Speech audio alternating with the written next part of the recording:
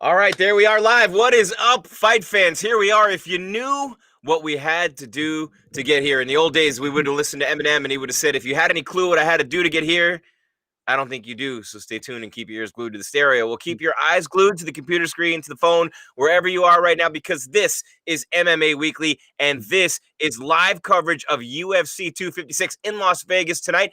Davison Figueiredo, Brandon Moreno for the flyweight championship at 125, just 21 days after they both fought at UFC 255. I'm Jim Grieshaber. Call me Gries. My partner is, I don't know whether to call him Captain Lou Albano or the Taker. I think the hair is the Undertaker. The beard is Captain Lou Albano. But there is, make no mistake about it, only one Jeff Cain. And he's right here with us tonight. What's up, Jeff, man? It's good to see you again. And here we are for UFC 256. Good to see you. Winding down 2020, man. Last pay-per-view of the year. 5-fight main card. I think that there's just some excellent matchups on here. And the undercard did not disappoint as well. No, the undercard did not. And Cub Swanson with a big win. You know, whenever one of the old school fighters who you like after years in this game and you get to know them over the years, whenever a guy like Cub Swanson picks up a big win, man, I mean, it's really exciting because here's a guy who has been through the ringer. He's got 3 kids now. He's a completely different dude. And a lot of people thought that Daniel Pineda was bigger, stronger, tougher, an easy win coming his way against Cub. And, you know, Cub did look overmatched a little bit in this fight, and especially coming into it. But he was able to land a big shot in the first round, able to finish the fight in the second. And Cub Swanson with a huge win. Tisha Torres with a big win on the prelims. And what about Chase Hooper, man? This kid looks like he's losing. He ends up with a heel hook submission. A big, big night of finishes so far at UFC 256. Yeah, all the prelim fights except for one ended in finishes. Yeah, Cub Swanson, you know, I thought he was going to finish that fight at the end of the first round. He had him. He was landing big shots up against the cage, and then the round ended. And then he put him away. Big left hook in the second round. Or was it a right hand? I get confused. He hit him with so many. There at the end. I mean, I agree, man. When you see a veteran like that pick up a win when you need it, especially in this time where we know fighter cuts are going to be made, and Cub Swanson's got back-to-back wins now. He might have saved his job tonight. He might have saved his job tonight. And, you know, with big cuts coming and big names ready to be cut, as Dana White just told all of us, what was it? Not even a week ago, right? So, you know, it's coming. You know that big names are going. And, you know, if you're Cub Swanson, not only the win money, not only a possible bonus, but the possibility of not being cut from the UFC. Not saying that he would have been, but, you know, it certainly never hurts your cause when you pick up a big win, especially when you're a pretty big underdog. Yeah, I mean, had he not won that fight, that'd have been, I think it would have been 3 losses out of his last 4. Now he's on back-to-back win streaks, you know, or 2-fight win streak. That changes things, you know, big time on whether or not you're on that chopping block. As crazy as it sounds, I don't know who's going to be cut. Let's put that out there. Neither one of us know who's going to be cut, but we know who has been cut, and we know where they've been ranked in their status in the organization. And so it doesn't seem like a lot of people are safe right now. And Cub Swanson did a lot for his future in the UFC. I think he did anyway tonight. Yeah, he did. And speaking of a guy who's, man, I'll tell you what, a guy who's not, we're not saying on the chopping block, but a guy who's a former champion, a fighter's fighter, a guy who's been there, done that throughout the years, done just about everything you can do in the sport, but not lately. At least he hasn't been in the win column. That's JDS, Junior Dos Santos. He opens up the main card here against Cyril Gane at heavyweight, Jeff. And, you know, again, JDS, and we don't want to speculate, but with the cuts coming, you know, and even if the cuts weren't coming, you know, we saw what just happened with Anderson Silva, and we know how Dana White feels when he, in his own mind, gets to that point where he feels like fighters are done. And we saw it even with his friend Chuck Liddell. We just saw it with Anderson Silva. Dana White does not like to see fighters keep going past when he thinks they can be effective for a bunch of reasons, but Dana actually does have a heart. He doesn't want to see a guy get hurt, and he talked about that with Anderson Silva. He said, hey, anybody who gives Anderson Silva a fight right now is, I forget the word he used, but it was colorful. It was 4 letters, I'm sure, but you're getting to that point if you're Junior Dos Santos, if you don't start showing more here soon. Yeah, he's on a 3-fight losing streak. I mean, there's no, you drop 4 fights in a row in the UFC, you're definitely on the chopping block. I don't care if you're a past champion or not, or what division you're in, male or female. Junior needs a really good performance tonight, going up against an undefeated Frenchman, who's looking to make a name off of Junior Dos Santos' past success. That's the fight game, though, right? That's how it works. Former champions end up being gatekeepers, and then people use their names to build themselves, and that's exactly where we are right now. Yeah, and Cyril Gane, his opponent, just walked out to the octagon at the UFC Apex. JDS about to come out there as you're watching MMA Weekly's live coverage of UFC 256. Jim Grieshaber, Jeff Cain. And, when you look at JDS, Jeff, and you look at his past, obviously huge accomplishments, the former champion. Mm-hmm. No one thought he was going to finish Cain Velasquez the way he did. First UFC on Fox in Anaheim. I remember it like it was yesterday, and it certainly wasn't yesterday. But we're talking about a guy who not only beat everybody, he was finishing Cain Velasquez, Frank Mir, Gabriel Gonzaga, Mark Hunt with that spinning hook kick. You forget that. I mean, and then just recently as his win over Derek Lewis on March 9th of 2019, where he won that one over Derek Lewis by TKO right after he had TKO'd Tai Tuivasa. So 3 in a row for JDS at that point, got him in position to be at the top of the division again, kind of like Glover Teixeira has done at light heavyweight to put himself back in the title picture. Well, then he faces Francis Ngannou, Curtis Blades, and Rosenstruik back-to-back TKOs. And we're talking about JDS possibly needing a win tonight to avoid being released, and he's fighting Cyril Gane, who's undefeated. More on that in a minute, Jeff. But the 3 guys who JDS just lost to in a row are arguably 3 of the top 4 guys outside of Stipe, and John Jones isn't there yet in the heavyweight division with DC gone. Oh, 100%. He's not losing to Cain, so to speak. He's losing to the top of the division, but he was at the top of the division. Losing to the top of the division for Junior Dos Santos is a step down. He's been at the peak of that division, and he's not a guy who hasn't taken a lot of damage. This is a guy who's been in wars. He's suffered knockout losses, and I think that when Dana's talking about fighters being cut, I think that's or retiring, kind of forcing them out of the UFC because he thinks it's time for them to retire. I think that's what he puts the most stock in, is you've been in wars, you've taken tons of damage, and we know the long-term effects of that. And Junior Dos Santos is definitely one of those fighters. Love the guy, right? I mean, he can end fights, and he's come back in one fight. He's been in crazy wars, but that's also goes against you. That's not what you need to do for career longevity.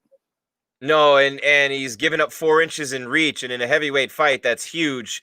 As Buffer takes the center of the octagon like only he can do. Bruce Buffer's got the jacket game on point. I always like to say I do with Missouri in Vegas when I go up there and get mine. But Bruce Buffer's got, I can't remember the name of the place in Toronto, and I probably wouldn't say it anyway. But he's got his own clothing deal, the custom-made suits. Nothing like Buff getting in the center of the octagon and getting it started. But Cyril Gane, Jeff, is an undefeated heavyweight. He's got one of only 3 heel hooks in UFC heavyweight history. He's 6-0, and he's a minus 455 favorite.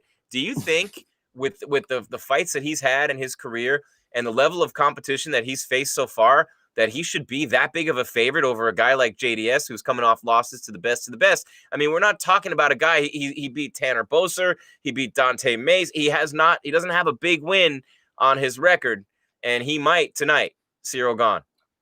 No, I don't think anybody's a minus 400 and whatever against Junior Dos Santos. For those people who like to gamble, maybe you've got enough time to get an undercard or get a underdog bet in here. That's a live dog. Junior Dos Santos is tonight.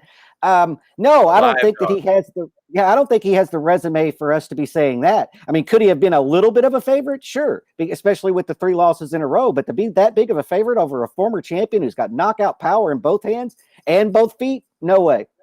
No, and a guy in JDS who just fought against Rosenstruik. I was there in August at the Apex with Scott Peterson, who's there tonight. And, JDS looked pretty good, looked pretty quick, looked pretty athletic in that last fight. And thank God he shaved the mustache. It was terrible, but he's back tonight.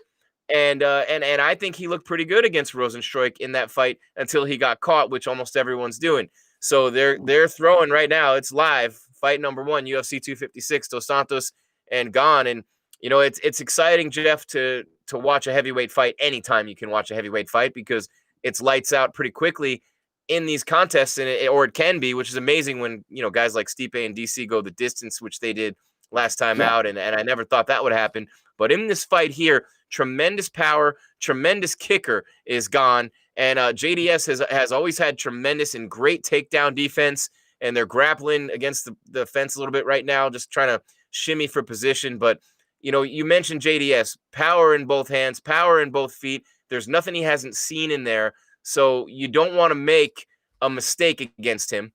And the people who have beaten him are the people who are, they know what he's doing going in there. They have great game plans. But again, they're the top fighters in the world. So it isn't like he's losing to Chop Liver. It isn't like he's losing to people who shouldn't even be in an octagon with Junior Dos Santos.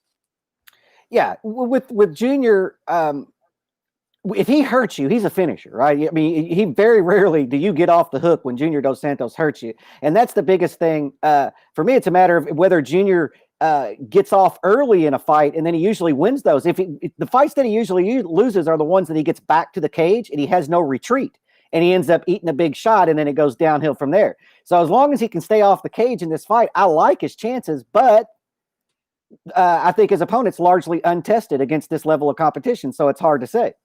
Yeah, and he hasn't fought in a year. December 21st of last year, he was supposed to have a couple of fights earlier this year, and in October, and there were problems with contracts, there were injuries, there were all these things. But he's a big dude, man. We talked about the 4-inch reach advantage that he has over JDS. The height's pretty similar, but Cyril Gane's a big dude. He's wide. He's like a tank. His shoulders. He is a big, big guy. And, so far they're about 2 minutes in and no real heavy action, a little grappling, a little bit of mixing it up, and just, guys throwing punches at one another, but nothing really landing so far. Yeah, they've exchanged leg kicks. They're kind of filling each other out. They haven't started to put together those multiple punch combinations now. It's mainly leg kick, jab, and they're just kind of filling each other out. You got to be real careful in the heavyweight division because you eat one shot, that could be it. You wake up not remembering the whole week. Yeah, and JDS has delivered plenty of those in his career. I mean, a couple of really good fights against Stipe come to mind. I was at the first one in Phoenix, and that was a fantastic performance, and look, the trilogy against Cain, I was at all those fights, and the trilogy against Cain, some of the best fighting I've ever seen. And that third one, especially in Houston, was just, the stuff of legend. It was one of the greatest fights I've ever seen in my entire life. Velasquez finished that fight and dominated the fight. But for JDS, who just took a little time out here, for JDS in that fight in Houston, I gained more respect for him in that fight than maybe I ever have for any fighter in any fight. And there have been so many wars in the UFC. That same night, as a matter of fact, Diego Santos, Gilbert Melendez in Houston, and DC was on that card. But that fight, Cain just battered Junior Dos Santos for 4.5 rounds, and he just took every shot. He kept coming. His chin is granite. This is a legendary fighter in every sense of the word, not just his accomplishments, but in every way inside that cage. Yeah, he's hard to put away. You've seen him hurt and him stay in there for round after round after he's been hurt. But those fights take a big toll on you. I don't know how many fighters or how many of those fights fighters actually have in their career. I'm thinking like 3 or 4, and then it starts to do some maybe lasting effects. We'll see that in the Tony Ferguson in the main or the co-main event tonight, right? He's a guy who took tons of damage in his last fight. We're going to see how he rebounds from that. But yeah, Junior Dos Santos, I'll tell you what, Cyril's making me nervous exiting out with his left hand down. He gets close and then he backs away with his hands completely down, and Junior eventually is going to find that mark. Yeah, that right hand, man. And, his losses, if you look at JDS's losses in his career, Cain twice, Overeem, Stipe, and Ngannou, Blades, and Rosenstruik. Come on, man. Those are the best of the best of the best in the heavyweight division who he's lost to in his career. No bad losses for him.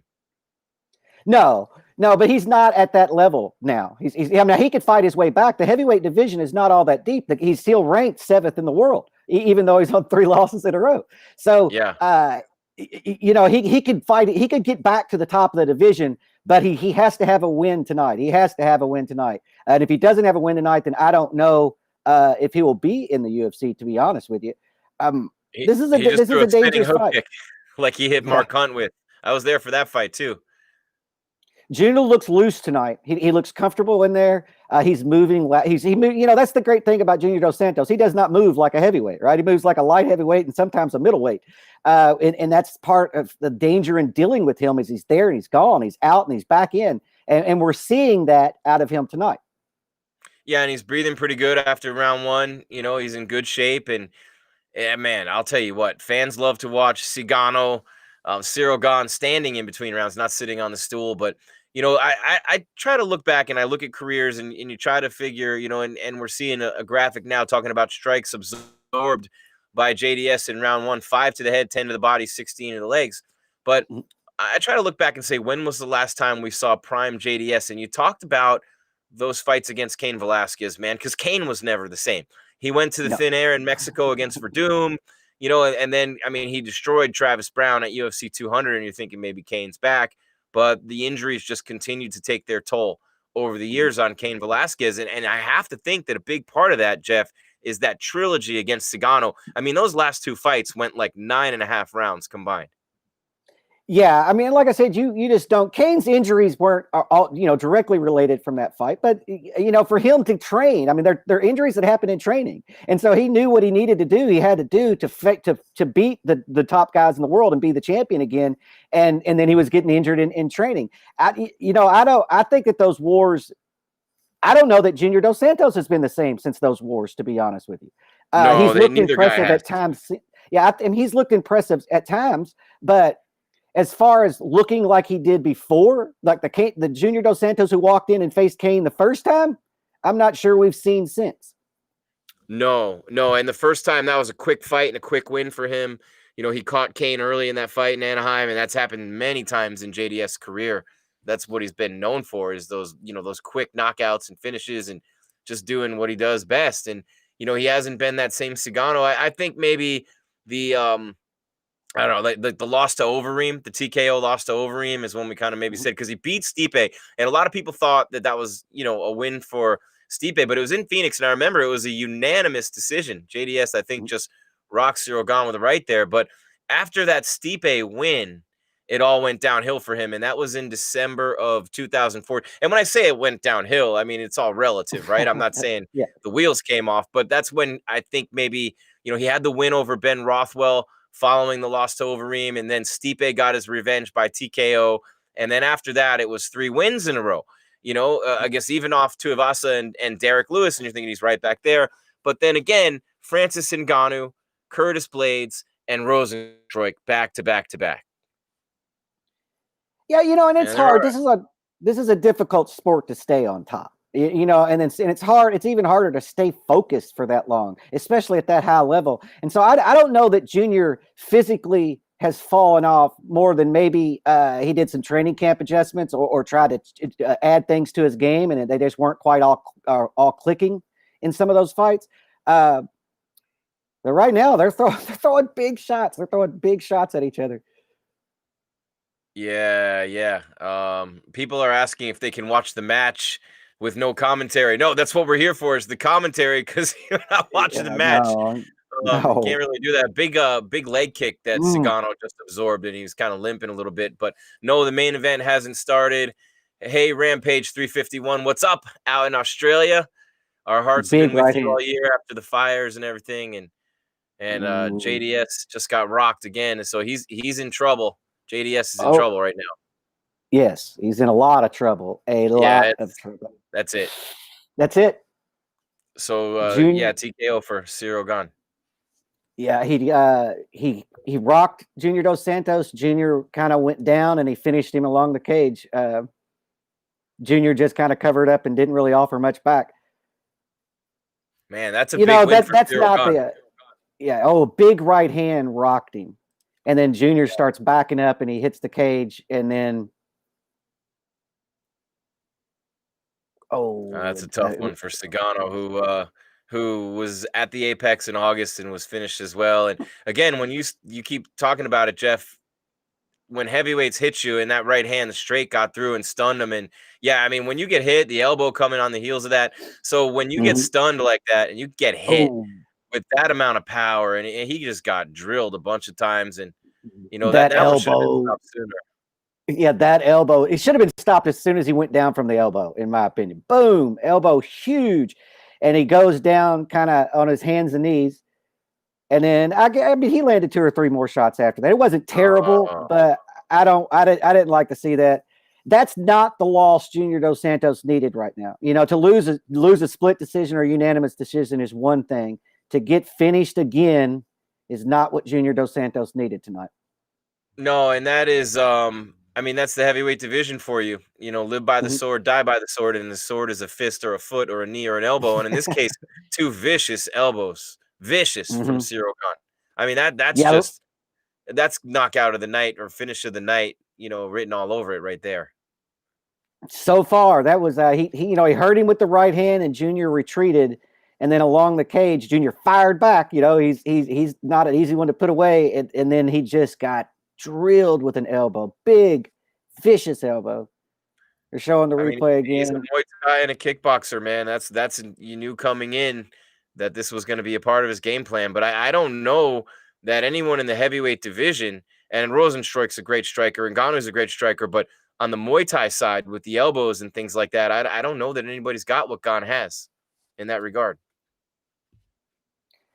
Yeah, I can't think of anybody right off the top of my head that has that in there. I was not in the heavyweight division, and right before that big elbow landed, he slipped in that knee to the body too, and that kind of got Dos Santos's hands down, and then left that elbow, the opening for that elbow.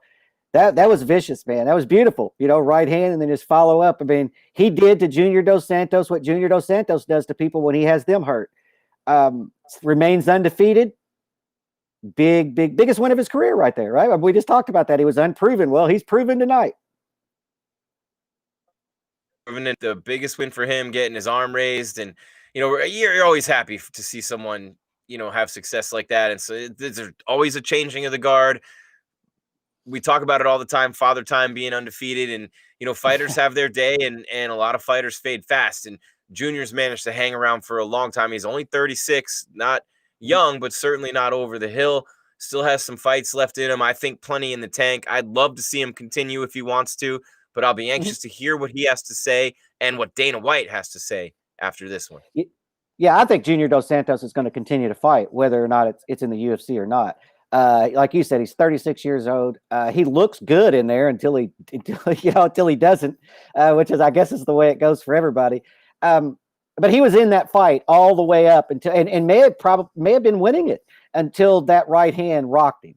And like you said, that's just the heavyweight division, man. I mean, you can't absorb big strikes in the heavyweight division, and very few people can, and continue on. Oh, his kicks are brutal. They're showing the replay right now. Oh, his kicks are brutal. His knees are great. His elbows. He's a beast. If you see him, I mean, he's a lean 260 plus heavyweight too. He's an athletic freak. That straight kick to the midsection, just crazy. And then an inside leg kick with the left, and then right under the rib cage on the right side of Sagano's body with another kick from the left leg, and then another one behind the knee with the right leg. They set up that straight right, and then the elbows, but it was the kicks that got it done. And you're talking about the heavyweight division, Jeff. I mean, you look at maybe who you want to see him fight next. You see like a Greg Hardy maybe, but he's got some guys in front of him, Ivanov, Pavlovich, Walt Harris, Alexei Olenek. I mean, there are guys in front of him who, just by what I've seen from Cyril Gane, I'd say leapfrog, man. And I want to see him fight a guy like Volkov or Overeem next. Yeah, he just took out the number 7 ranked heavyweight in the world, a former champion. I think that he gets a big fight in a top 5 guy in his next outing. Now, here's the kicker, though. Nobody in the top 5 is going to want to face him, right? Did you do that on purpose? No. You said, here's the kicker. No one wants to face him. That's perfect, right? For him because of his kicks. Yeah. No, I mean, who wants to face that guy right now? If you're in the top 5 in the heavyweight division, you're kind of lobbying for somebody other than him. Or in my opinion, you are. That's an undefeated fighter, hasn't tasted defeat, big guy, heavy hands, great kicks. I wouldn't want to face him.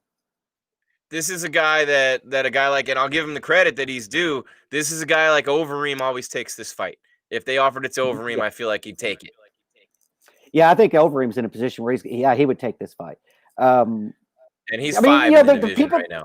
Yeah, people are in a position right now where you can't turn down fights too. And so I might just be completely wrong about it. They all might be calling him out right now to get him now. It's that thing in the fight game. Do you want to catch him early, right? You get that up and comer who's got the biggest win of his career. You want to jump in there and take him out now so you don't have to face him 2 years from now when he's even better.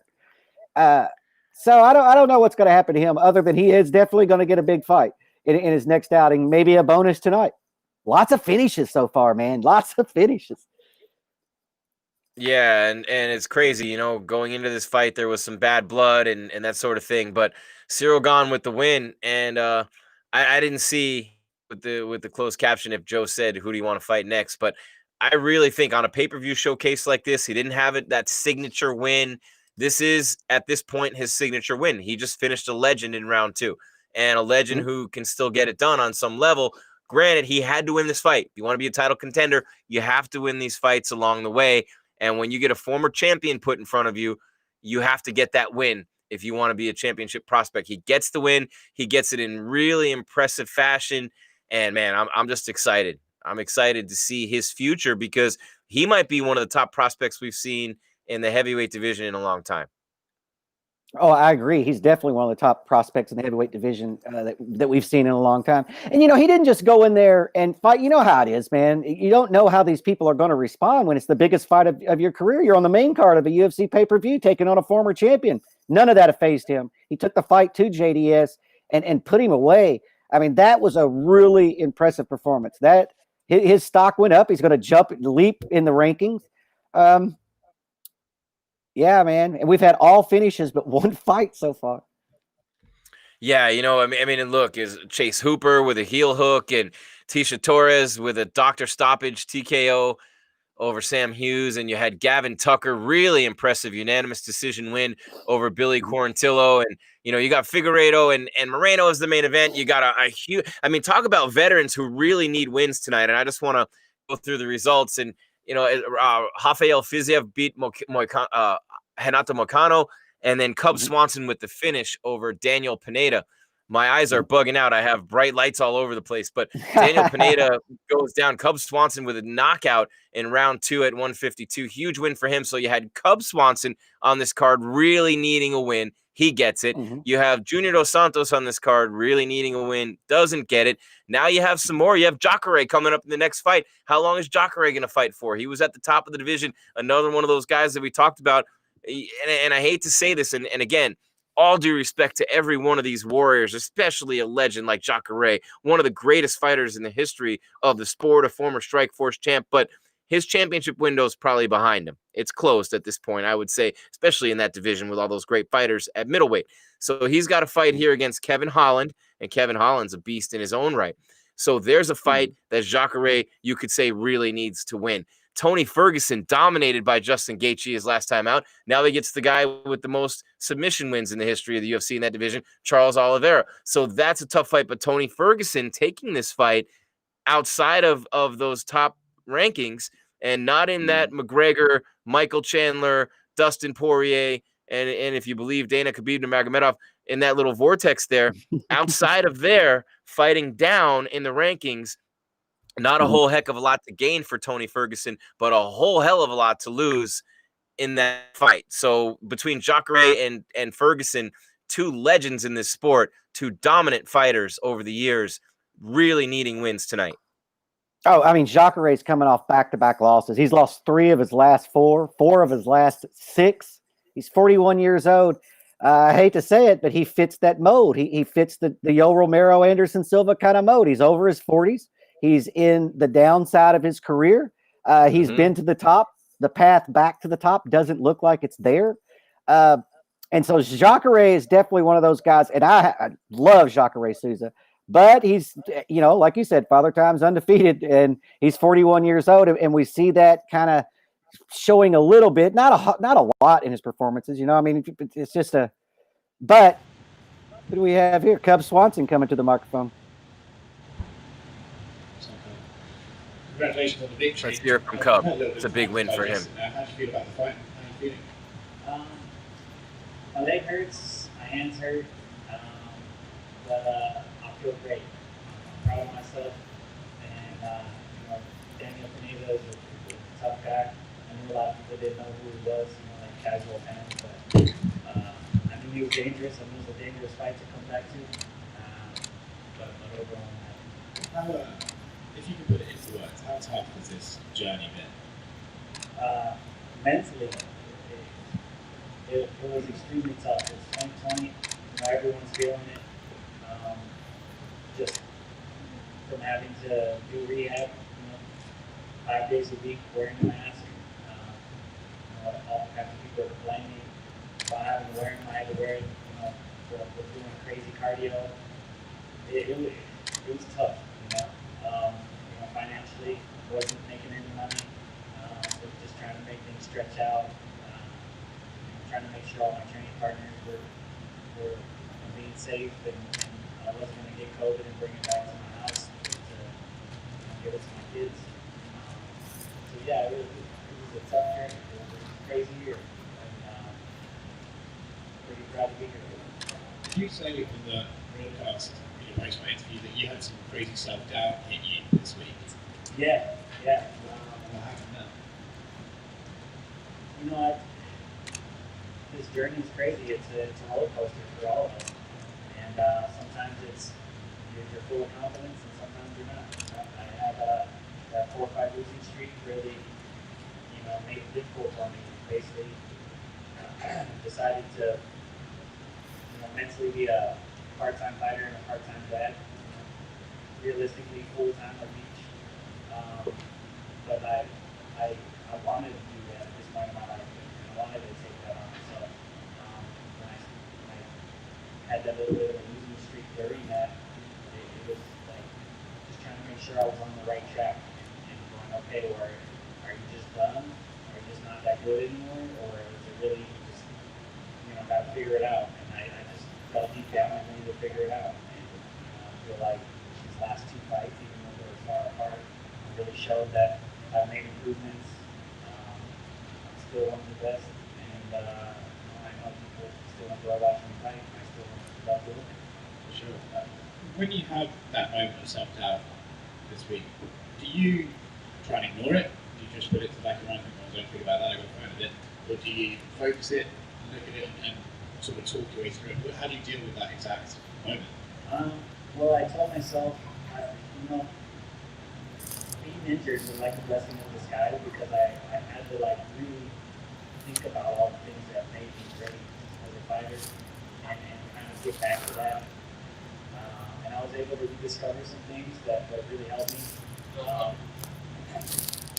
And one of the things was just the mental side of it,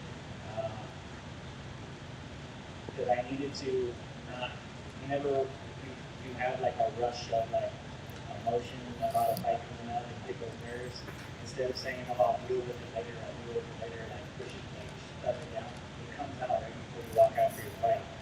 So this time I said, I'm going to take it as it comes. And this week, it was coming at me pretty strong. Last night I woke up this morning I woke up at about 4 a.m. And I was just in sweats, cold sweats for 2 hours trying to go back to sleep. Just nervous, just like damn, you're gonna do this, come on. And I was like, okay, and I just decided to deal with it at that moment. And it was crazy because I expected it to continue all the way until right before the fight, but right before the fight was the calmest I've ever been. And I think because I dealt with it as a kid, it became easier. Congratulations on the win, and congratulations on getting back to the cage. Thank you. How was your leg after that fight? It hurts. He kicked me good, man. I was kind of pissed at myself. Come on, you just gonna let him kick you like that.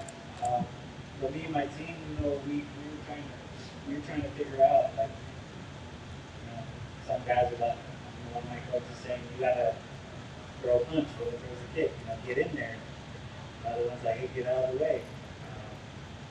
And I think I started to figure it out, in the second round, get out of the way. It was a little bit smarter. But yeah, my leg's hurting. I don't think I damaged it. We saw I had it worked on by a really good surgeon, Dr. Kaditny, and it's solid.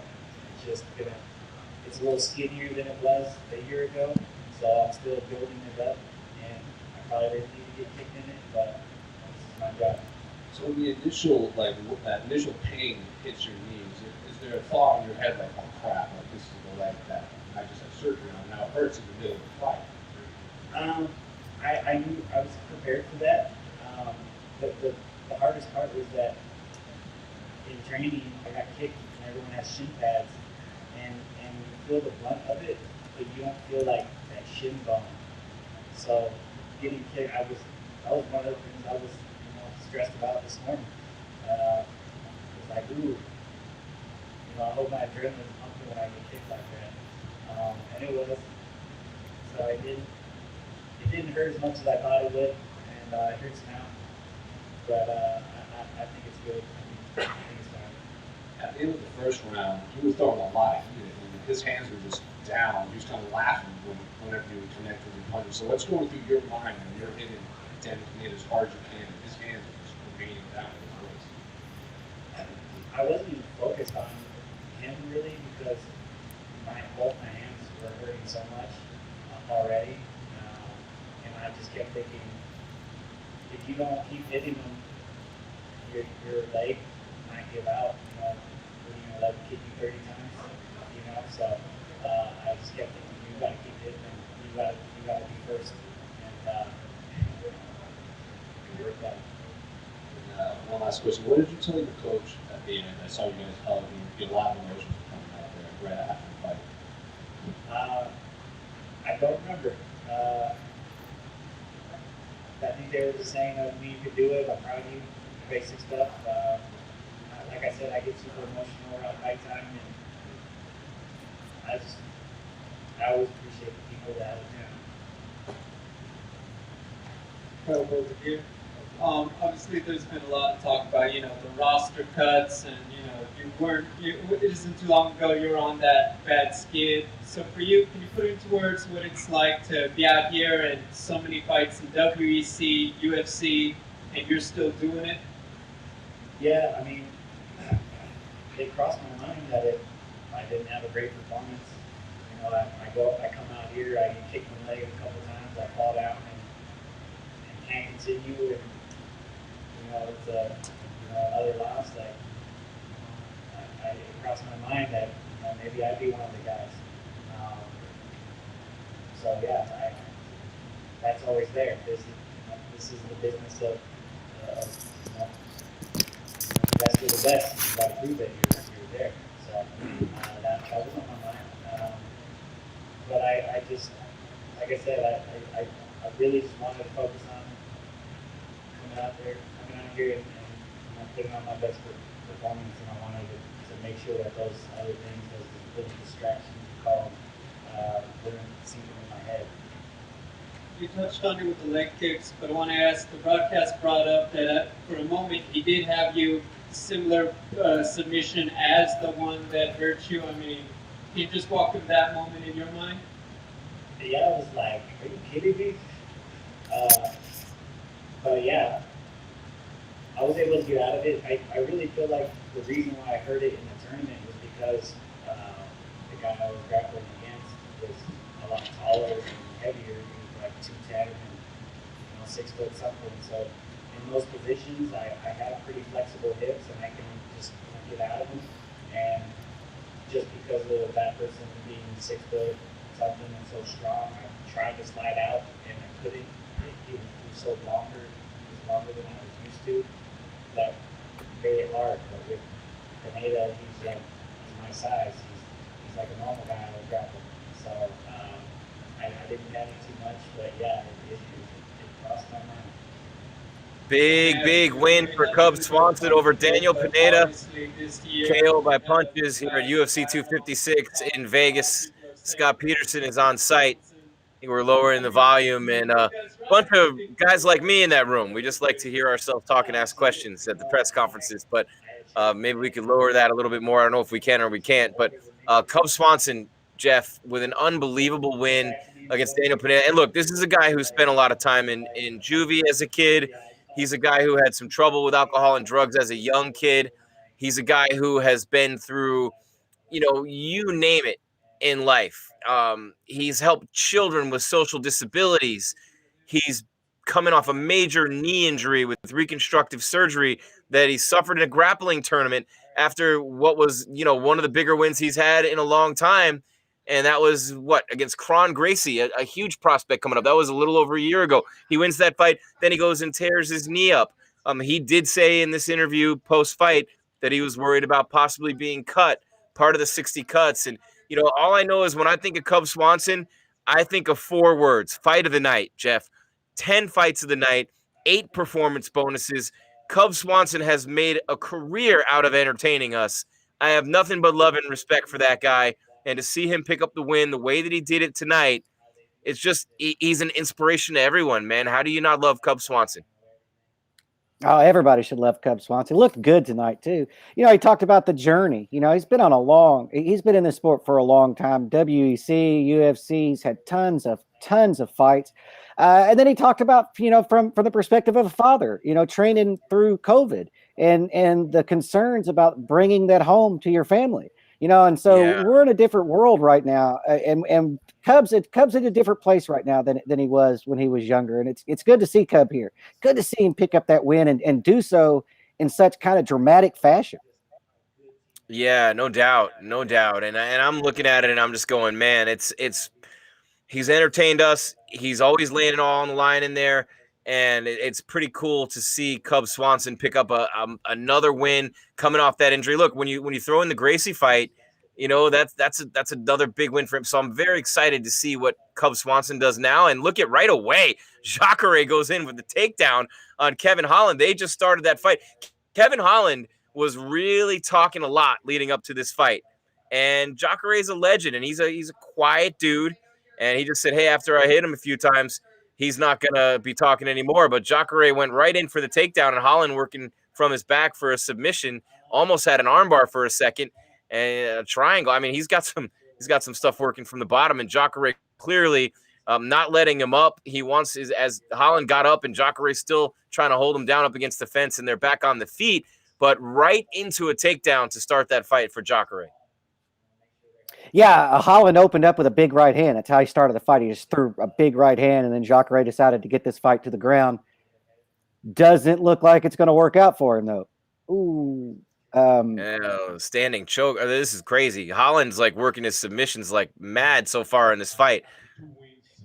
Jacare is going to try to slam him off, and he's able to do that. So there's a lot of action here early in this middleweight bout. I mean, we haven't even hit the 330 mark with Kevin Holland and Jacare Souza just going at it in there. And again, Jacare is 41. He said this is the toughest training camp he's ever had. And, any pro athlete that eventually you talk to them when they retire or they get near the end of their career, a football player or an NBA player, it's the practices that really get old and really get tough. The training camps. And for fighters, it's no different. The training camps get really tough. And Jacare just got blasted a couple of times as he's on top from the bottom. And Holland almost could have had that finish from the bottom. He got up to his knees and did it. But I think Jacare was out from one of the punches that Holland threw from his back. Yeah, he is out. He just got knocked out with both of them on their knees on the ground. Yeah, and I think the punch that actually did it, Jeff, was from his back, Kevin Holland.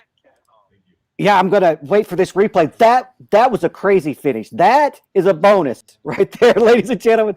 They're on the ground, and they're kind of in a scramble. Jacare had top position, and he sits up and gets hit with a shot, and then he pauses, eats another one, and just gets bent backwards. Oh, that is devastating.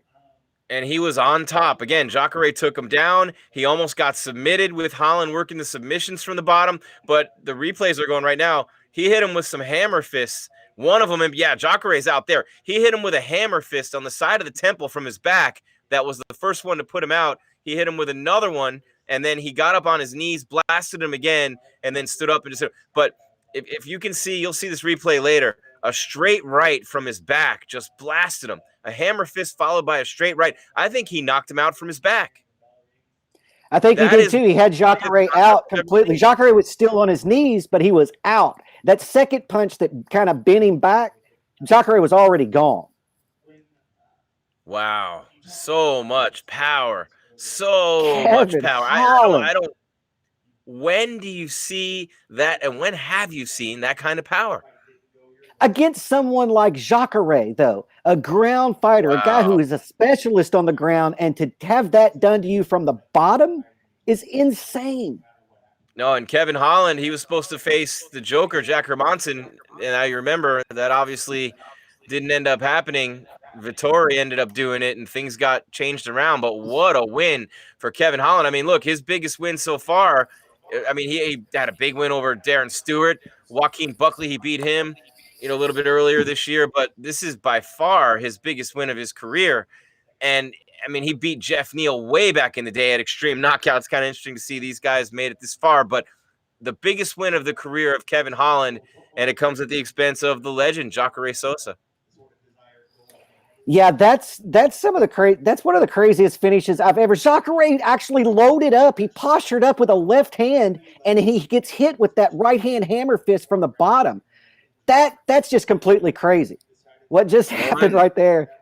145 of round one. Sorry, Jeff. And classy Kevin Holland goes down and takes a knee and shows love and now bows to Jacare, which I love sports so freaking much, man. People ask me all the time, why'd you give up covering all the other sports and go, just full blast on MMA? And it's been almost 10 years for me, full blast on MMA. And a big part of the reason is this: the fighters, the respect between the fighters and the coaches. And man, it's he becomes the third modern UFC fighter in any calendar year with 5 wins. Neil Magny was the last one in 2014. So 5 wins in a calendar year for Kevin Holland. Put him on the McGregor card, January 23rd. Yeah, I mean, he's kind of making an argument for himself for like fighter of the year, right? Or at least prospect of the year or breakout fighter of the year. I mean, this guy's come out of nowhere, and now he's taken out Jacare Souza on the main card of a UFC pay-per-view and going to jump up in the rankings. I mean, holy! And I wasn't exactly sold on Kevin Holland, to be honest with you. I mean, what I saw, I was impressed with, but I was really interested in how he was going to face Jacare Souza, who is so well-rounded, and he just dealt with him on the ground like he was he was the one, like he's the black belt in Brazilian Jiu-Jitsu, and then knocked him out. But he did hit him. He did hit him with some elbows on the top and back of the head. I'm watching the replays right now, and you look at Kevin Holland. Dana White loved the performance. He gave him some big daps when he was walking by and smiling, and Dana loves it, seeing finishes like this. But Holland, as he was standing up through a right hand, as he was getting to his feet from his butt, he threw a right hand that had more power than most guys could generate in a full stance with everything moving. And now Joe's talking to him. But, Jeff, when you're talking about a guy in Kevin Holland, he wants to fight again as soon as possible. You're looking at a guy who fought 3 times last year and now 5 times this year. He beat Anthony Hernandez in May in Jacksonville, Joaquin Buckley, Darren Stewart, and Charlie Ontiveros in Vegas in August, September, and October. And now in December, he destroys the legend, Jacare Souza. It's crazy. He's so confident, too. I mean, every fighter's confident, but this guy's got a different level of confidence. I don't remember a fighter having the confidence of Kevin Holland and actually backing it up since Conor McGregor. I mean, he talks smack to you, talks smack before the fight, during the fight, and then puts in performances like that. This guy is going to be a star if he's not already, if he didn't just do that tonight. Yeah, an Ultimate Fighter guy, a black belt in jiu-jitsu, Kung Fu second-degree black belt, now has the second longest winning streak at middleweight, and obviously who has the longest, Izzy. But 5 straight wins for Holland. His last loss was to Brendan Allen. He got submitted by a rear naked choke in October of 2019 in Boston, and I believe that was the Weidman Reyes card, Dominic Reyes, Chris Weidman card. But Kevin Holland, he's got the confidence, he's got the swag, he's got the look. He even has a scorpion tattooed on his chest. This guy's ready to go, and he seems to be peaking and fighting at his best right now in that division. And I'm wondering, where do you see him going next? Because he doesn't have that signature win. He's not facing the top guys right now until tonight, and obviously Jacare is not at the top of the rankings anymore either. Yeah, I don't know who you give him middleweight. I mean, we just talked about that. That is definitely a guy because he's not going to jump so far in the rankings. He's ranked number 15. Jacare was not ranked, but he has all that veteran experience. That was still the biggest win of his career, although he was ranked higher than Jacare, in my opinion. And so he's not going to get like a top 5 guy, but he could get a top 10 guy. I'll tell you who I want to see him fight. Who you want to see him fight? Sorry, Jeff, I didn't mean to cut you off. No. You had finished your point. I'll tell you after. My bad. No, go ahead. I was just buying time trying to brainstorm on who I wanted to see him fight. So if you already know who you want to see him fight, throw it out there. I want to see him fight Uriah Hall. Ooh. I want to see him fight Uriah Hall, and I want to see him fight Uriah Hall soon. That's the fight I want to see. Yeah. That's a good fight, and that fight makes sense. Because you don't want to take this kid who's had such a great year and then coming off a win over Jacare and throw him against a top 3 guy. That's just not good for his career or anybody's career. But that Uriah Hall fight makes a lot of sense. It was a hammer fist from his back to the right temple of Jacare that made Jacare go out because he went limp and leaned back right after that. And then he took an exorbitant number of shots after that. Jacare did 2 more from the back, but it was a hammer fist from the side to the right temple of Jacare from the ground. Now, think about that. When you're mounting somebody, Jeff, and that hammer fist is coming across your body, it's like a backhand in tennis. And to get that much power on it, think about that. Just think about that. If you play tennis, think about that for 1 second. It's like a backhand. Yeah. That's crazy power. Yeah. When that happened live, I thought Jacare was sitting back to isolate a leg and maybe go for a heel hook or something because I didn't see the hammer fist land. It just looked like Jacare sat down. I was like, okay, he's going to isolate a leg. And then the right hand might have even been more impressive than the backhand because he's not even on his feet yet. He's still on his knees, and he lands that right hand that essentially finishes it. He was able to land more strikes after that. That was impressive. No, you don't see people generate power like that very often. That was impressive. That kid should get a bonus, maybe 2. No, and I know that, a lot of the guys who are ranked ahead of him are not going to want to fight him. A lot of guys ahead of him are not going to want to fight him because they're looking to go up and fight guys in front of them. And, when that happens, Jeff, obviously no one's going to want that fight. No one's going to want that smoke because they're trying to move up. They're not going to want to try to fight a guy underneath them in the rankings. But there are a lot of guys like Chris Weidman makes sense for him. Uriah Hall makes sense for him. Kelvin's got a fight coming up. Derek Brunson, Hermanson's coming off a loss. I don't think you're going to see him get, Vittori Till, Jared Cannonier, Paulo Costa, or Whitaker. And if you believe everything you've seen and heard this week, then maybe a Whitaker-Costa fight is on the horizon. And congrats to the Reaper, by the way, Robert Whitaker, one of my favorite fighters in the UFC in terms of the guys we deal with and the way he treats us as professionals and just a good dude. He got his black belt in jiu-jitsu this week, so a big week for the Reaper, and back at the top of the championship picture in that division. The champ Israel Adesanya is looking to go up and fight Jan Blachowicz at 205. 205 is kind of empty right now, which is surprising with Jones gone and, all these. Glover Teixeira is the number 1 contender. No wonder he's going to fight Izzy. I mean, no disrespect to Glover. I know that sounded disrespectful, but 205 for the first time in 205 for years was the division. The division. I mean, you look at Chuck and Tito, John Jones and his run, the whole Machida, Rampage, Rashad. That's always been one of the most loaded divisions. So now Izzy's looking to fight Jan Blachowicz, but there are so many guys lined up behind the Stylebender at 185. That is a jacked division right now, 185. Oh yeah, 185 is one of the deepest divisions right now with talent. Yeah, 205 was always the premier division, right? All the way back to whenever you're talking about. No, not now at all. But I mean, all the way back to like Frank Shamrock, and then the Tito Ortiz, and then the Tito and Ken fights, and Vitor Belfort and Randy Couture. Then the ones you mentioned, Liddell and Rampage and Machida and Rashad. Even Forrest Griffin slipped in there for a second, and Shogun, and then John Jones took over. But he's the 185 division from era to era. Yeah. John Jones has cleaned out eras in that division. That's why I'm so excited to see him go to heavyweight. And that's something Izzy hasn't done, which is why he needs to take more fights at 185 and start clearing out that division, or at least give those that's earned a title shot their shot. You know what I can't wait for, Jeff? And I just thought about this. We're excited. We're bringing it to you live here on MMA. You know what I can't wait for? I can't wait for Kevin Holland to get to that table up there on the dais for his press conference and hear what he has to say. That was a hell of a win. What a great, his 5th win of the year. It's Christmas time. If that's not a knockout bonus, I don't know what the hell is.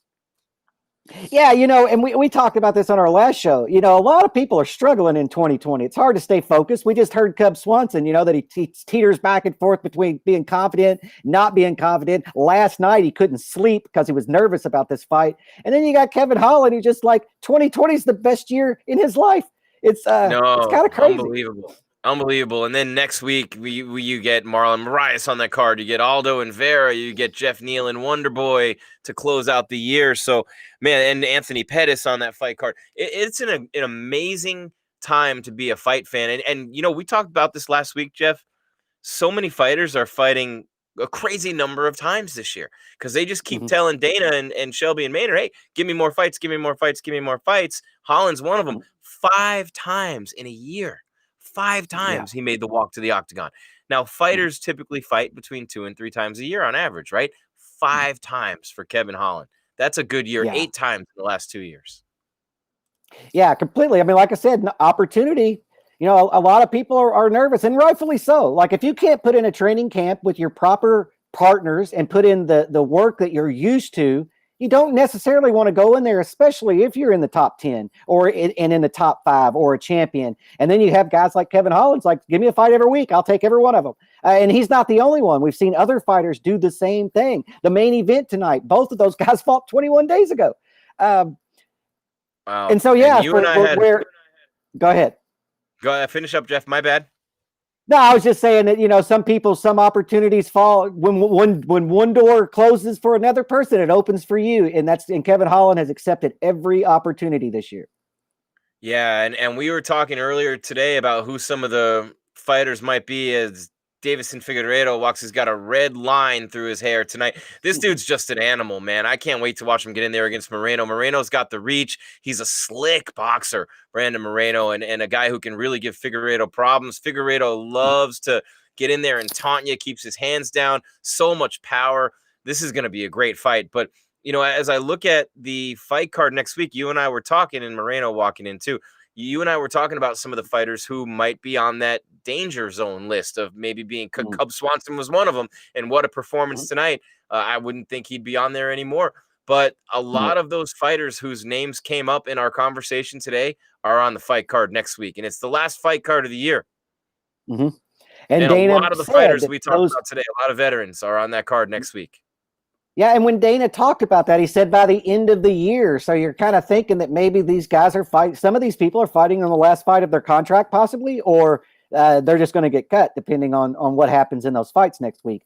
And we talked about it at length today. And Cub Swanson was one of them. Jacare was one of them. Cub Swanson picked up the big win. Jacare did not. Was one of them. Yep, Tisha Torres was one that we talked about. She picked up a big win. Jose Aldo, he's on the card next week. Yeah, Anthony Pettis, which kind of just glossed over a little bit. Yeah, he's on the card next week. There's a lot of people. We're not saying that we've heard anything or that we're speculating they will get cut. We were talking about veterans, former champions who have hung around, might not be championship contenders anymore, who make a lot of money in a year where the UFC has been cost a lot of money. I don't know. I don't have privy access to their books. I just know that when you lose all the fans and you lose the gate, it's been a tough year. Fight Island cost an arm and a leg. So, it's a tough year right now for the UFC in a lot of ways, but it's been a great year. But there are a lot of fighters on that card next week who, might be in that danger zone. And I don't want to keep speculating because they do. But when you look at, I'm not saying at all, I'm Wonder Boy, but, on that Burr that card, say all that card, Makeda's on that. Bilal's on that card. Congratulations on the very initial after performing at the podium. I'm really happy to do Kevin Holland. this. I think I'm just here, and we will see.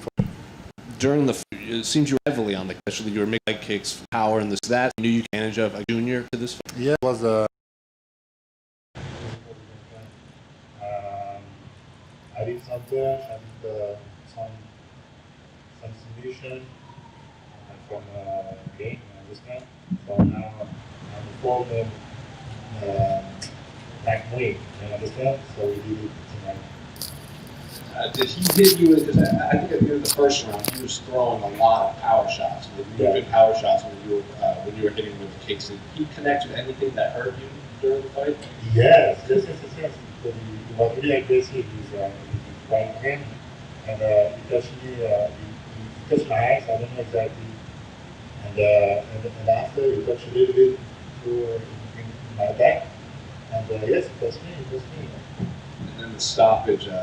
When it initially happened, you seemed a little confused by what he was complaining about. And then upon the replay, you think it was a legal ball, right? Like it was clean? I was really understanding. After the referee, the team of the referee come to see me and he said it was legal. It was legal. No reason it was legal. So yes, it was legal. And then one final one, with a win over Junior, like he's a former champion, now you're going to get these bigger names moving forward. Is there anyone that you would like to match up with, or a date that you would possibly like to get back into the octagon? Because you were pretty inactive for all of 2020. This is complicated. Well, normally, you understand? Well, when you want to do that, I just want to do my job. What does it mean to not just win, but to win against Junior Dos Santos, a former champion? What does it mean for you to beat him? Probably this is something that you understand. I'm just, I don't know exactly why. Maybe because I just started 3 years ago, you understand? After that, I don't knew MMA. So maybe it's that, but yes, I'm happy, but I'm not, you understand? Do you think that, I understand that you just started MMA, but do you think that works better for your mindset, that you don't know these people, so it doesn't matter who they are? Yeah, this is something I know. We did something, of course. Congratulations. Thank you. Cyril, this one over here. Was this victory better because you had so much trouble getting a fight this year? Like finally you got to fight and it was against a big name and everything. Was it better because you had to wait for it? But c'est pas la fin de la question.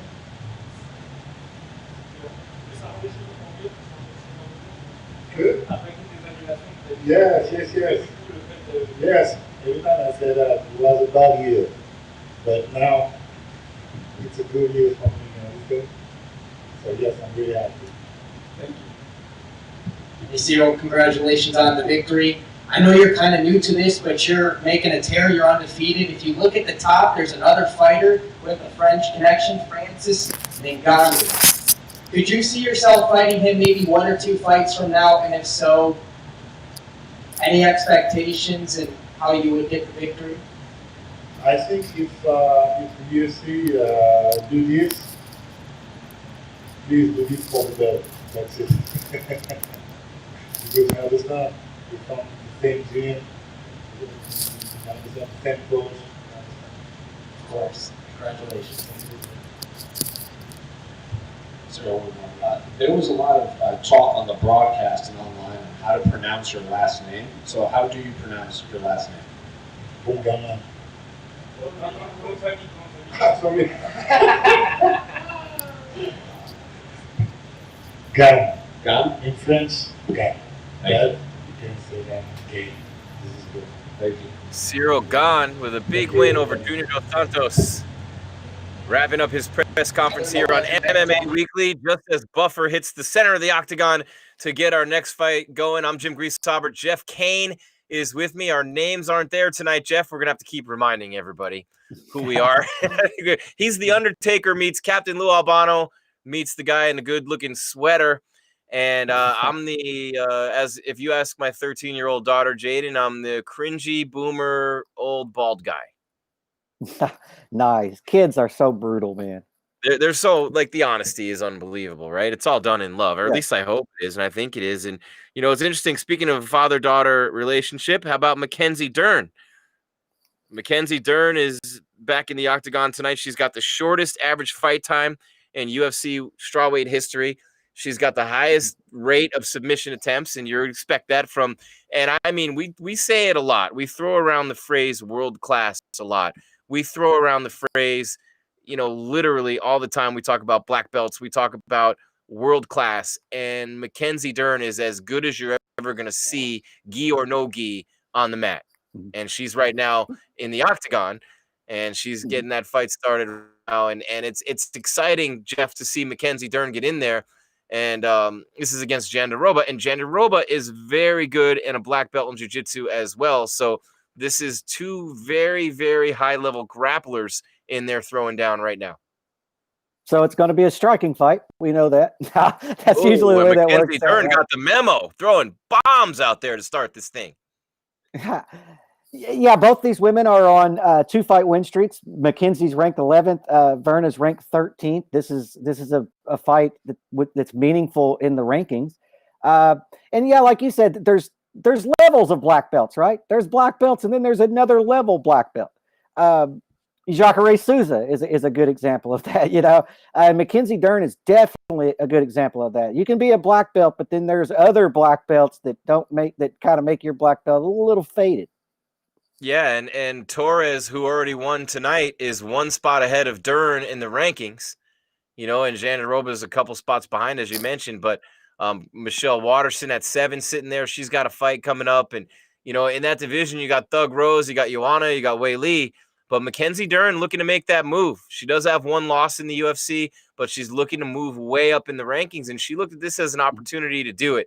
And certainly elite on the ground. But it's interesting for Mackenzie Dern, who had weight cutting issues and trouble when she became a mom, she stopped having those troubles. It's almost like becoming a mother sort of like gave her a little bit of that extra spark. She's been a different person since, and it happened to all of us. I mean, most of us when we become parents, right? But since she had her baby, she has been a completely different person and a completely different fighter. Yeah, and we've seen the same thing happen to Michelle Waterson too, right? And it's everybody. I have a son, and my wife, you gain weight during your pregnancy, and some people get really motivated to get back. And maybe that's what happened to Mackenzie Dern. She just started working out more and focusing on diet and things like that. But she hasn't had any weight issues since. They're throwing bombs in there to be a couple of Brazilian Jiu-Jitsu black belts. Yeah, and of course she's had trouble at different gyms. The MMA lab, I'm not going to start any shit and say anything, but there were some issues there with teammates and coaches and dedication issues and things like that. And then the Black House MMA incident with Juan Gomez, her coach, and with her husband. And the thing that's happened here though is Mackenzie Dern. She had her baby in June of 2019, and I like her. She's always been really cool to me every time I've met her and talked to her. But performance of the night 2 times. And they were her last 2 fights against Hannah Cyphers and against Randa Marcos. But she just took a couple of big shots up against the fence as she's looking for the single leg on Jandiroba. And these 2 go to the ground. We're in for a show. Yeah, hopefully it does go to the ground. It doesn't look like it's going to go to the ground until one of them gets knocked down, though. Neither one of them are trying really hard to get this fight to the ground. Or, Mackenzie looked for a second for a takedown, but then they just seemed content with slugging it out. Yeah, and she's the only female jiu-jitsu competitor to have won gold medals at black belt level at each of the 5 highest-ranking IBJJF gi championships: the Worlds, the Euros, Pan Ams, the Brazilian Nationals, and the Asian Open. I mean, that's unbelievable. I mean, of course, she has the win over Gabby Garcia, even with the huge weight difference. She was born into it. Megaton Diaz is her father. She spent her time between Arizona and Brazil as a kid. She was born for that. But and I know, and we've been around long enough to have seen this, just because you're great on the mat doesn't translate necessarily to fighting. But she has really become a much better striker. She just ate a big kick to the midsection too. But Mackenzie Dern's become a much better striker. She lands a left there. And you look at what she's got going on in this fight, pretty good striking on the part of Jandiroba too. Yeah, both of these women look they don't look like they're ground fighters right now. And that's something that I've wanted to see out of Mackenzie since she kind of emerged on the scene. We all knew her ground game, but in order to be good, successful on the ground, you've got to get the fight to the ground. And you only can get it there 2 ways. You either got to score takedowns or you got to knock somebody down. And I wanted to see how her striking would progress, because we see that when you're so good on the ground, you don't have to worry about being taken down. And I think you're seeing that out of these 2 ladies tonight. They are sitting down on their punches and throwing big bombs because neither one of them are worried about being taken down. Absolutely not. And I just turned up the volume for a second on the fight so I could hear something, but you can't play it live on the air with us. First round comes to an end.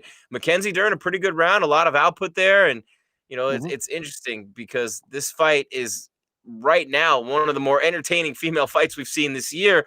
And these are 2 girls who are really pushing hard to move up in the rankings in that division. But Your thoughts on the first round, Jeff? I thought Mackenzie Dern was clearly the aggressor and looks really sharp and really quick on the feet.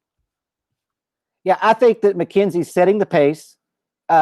She's having some success in striking, but Verna's, firing back and doing fine. But I think that Mackenzie won the first round. She's mixing it up pretty well. She's landing leg kicks. She's going to the body. She's going to the head. She does not look like a grappler in this fight right now, except for maybe some of the defense. Leading with her head maybe a little too much too. Her technique though has gotten so much better striking wise. Her level changes, her angle changes.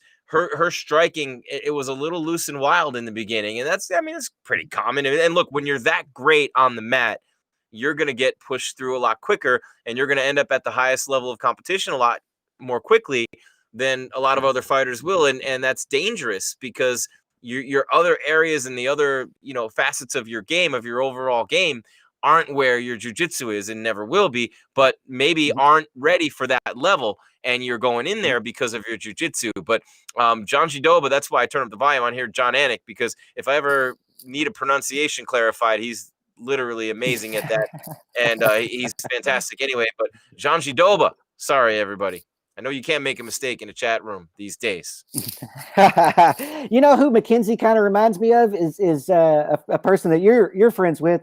It's kind of Henry Cejudo when he first came in. His striking wasn't there, but at the end, before he retired, quote unquote, he's knocking out the best strikers in the division. And so I think that she's kind of in that transition of becoming a complete mixed martial artist, and she looks like, other than some defensive flaws, she looks great tonight. No, and MMA Blade, thanks for all the love, by the way, in the chat room. We got a bunch of people watching us, and Jandiroba coming out a little better in this octagon. Jeff, she's definitely hell-bent. And look, she's a girl who likes to do that. She comes right at you. She wants to get things done quickly. She's looking for strikes. She's looking for strikes into takedowns. And, that's something where when you're defending strikes against a fighter like Mackenzie, and look, there's levels of jiu-jitsu, and Jandiroba can be as good as she wants, but she's not Mackenzie Dern on the ground, and we could all say that. And that being said, Mackenzie just hit the deck.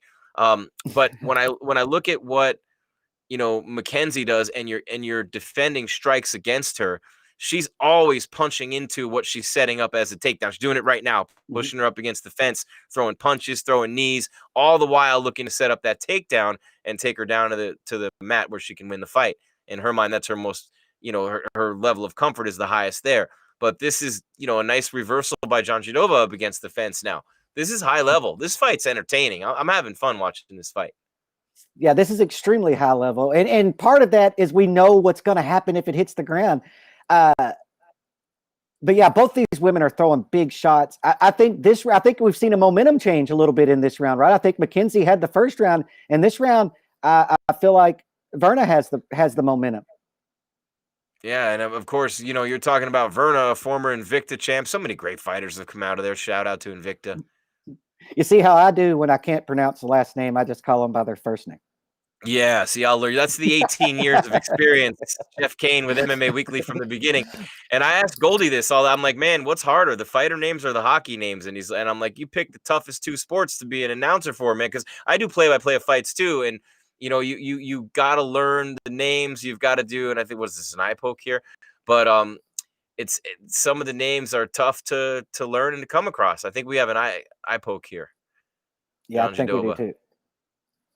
And it's not easy doing this live and not being able to call the fight. So I hope you guys are having fun enjoying our coverage. We're kind of we're dog paddling out here in the middle of a lake, I think it feels like. But I get pretty animated. Yeah, I get pretty animated when I watch fights, and so I'm trying to stay in my square without going all crazy. But yeah, I feel the same way as you do. Fight's getting ready to restart after an accidental eye poke by Dern. The ref wants some water. Oh, they got the dock in there now.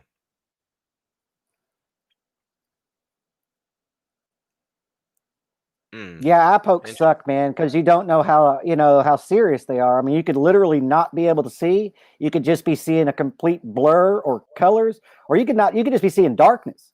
And you don't know. It's crazy. I have been poked in the eye before, severely, and you just don't recover from it, right? You just don't. It takes hours to recover from that. It takes hours, and just ask Daniel Cormier. That happened to him big time in that last Stipe fight. His final fight over summer. If there's anything he could change about that fight, it would be that eye poke, and it was a deep one. And DC, hit Stipe with an eye poke in one of their previous fights, but that's the one that comes to mind. Of course, Michael Bisping. Ask him about eye pokes. It's part of the game when you have these gloves, and McKenzie catching a kick and going for the takedown. Beautiful takedown defense, though, by Jandiroba. This is when you guys watch the replays later. That's some incredible scrambling right there and takedown defense. I don't know how McKenzie was not able to finish that takedown, but she is bleeding also pretty heavily from, it looks like, the bridge of her nose, maybe the inside corner of her left eye, Mackenzie Dern. And now she gets taken down. She's bleeding heavily. And Mackenzie's really bleeding. Yeah, now I'm seeing the blood. Yeah, now I'm seeing the blood. There's significant blood. Mackenzie's on the bottom here, but she's comfortable there. She's not in any danger or anything. This is her world. But yeah, she's cut. She took some damage. There was a wild exchange after that eye poke. Wild. Absolutely wild.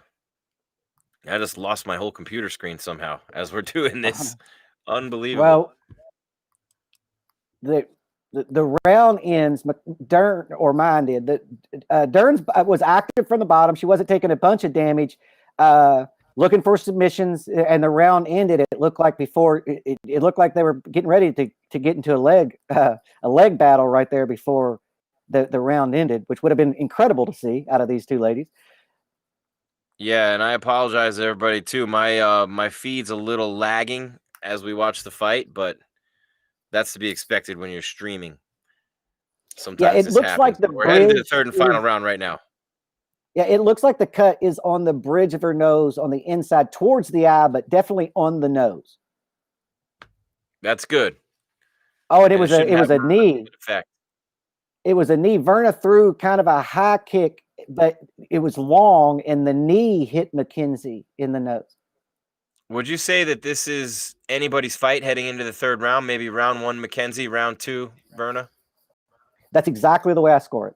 And it's anybody's right here. And I think that the striking kind of changed right there where Verna took over that fight or that round. But on the ground, I felt like Mackenzie was doing just fine and about ready to, go for something when the round ended.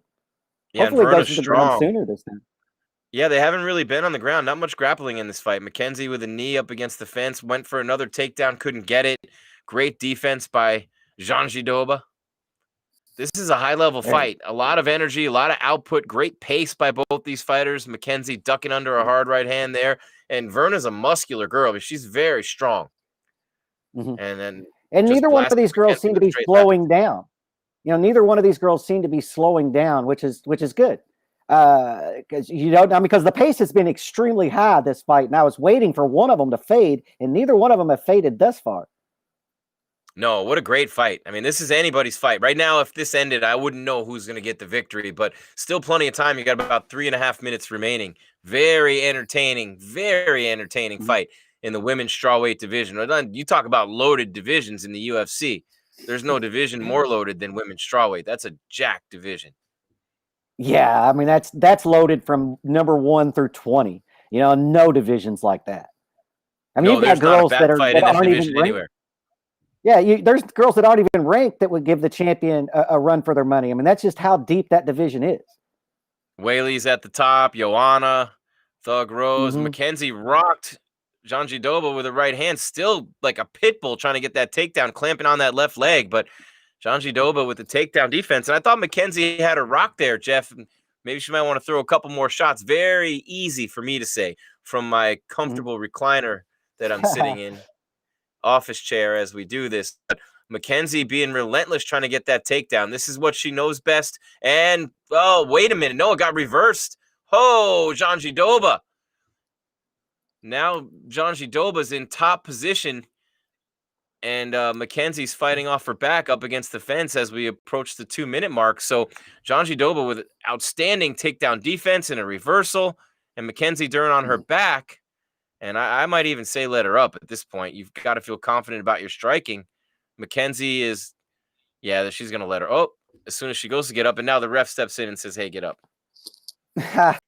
You're not gonna keep Mackenzie Dern. You're not gonna win that fight on the ground against her. That's why you're letting her up. Oh, Mackenzie, tremendous high output, throwing bombs in there now, connecting with a ton of strikes, a bunch of uppercuts. This is a war. Yeah, she needed that flurry. You know, this is an extremely close round, and she ended up on the bottom for a few seconds, and then she gets back up to her feet. Yeah, significant strikes. I mean, it's very, very close. Dern had the edge in round 1. Very close for Jandiroba in 2 and 3. Thank you, Jordan Shields. Kind words. Thanks for the coverage, boys. Let's see. What do we got? She has the same. Interesting. Oh, spinning back fist, Mackenzie mixed with. Let's see. Tony, bring out Tony Ferguson. Somebody doesn't like Mackenzie, saying she's trash, but you got to give her an A for effort in this fight. She's definitely not trash. She's a high-level fighter against another very high-level fighter in there. Man, Mackenzie Dern and Jandiroba are going at it. This is, and a couple of big knees from Jandiroba, now 12 up against the fence. Those 12-6 elbows, man, those things hurt.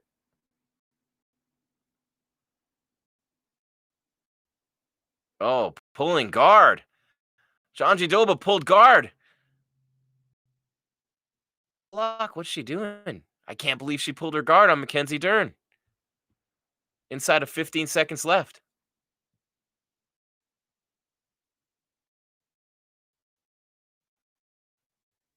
On this fight. Wow. Unbelievable. Mackenzie Dern with a couple of big shots from top position as the fight ends. What a fight. What a war. What a battle between these two. Unbelievable.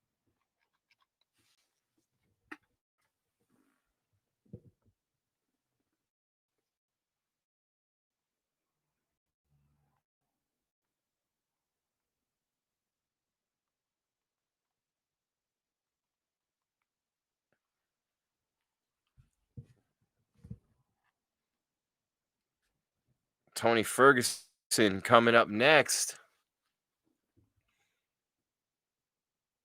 against Oliveira.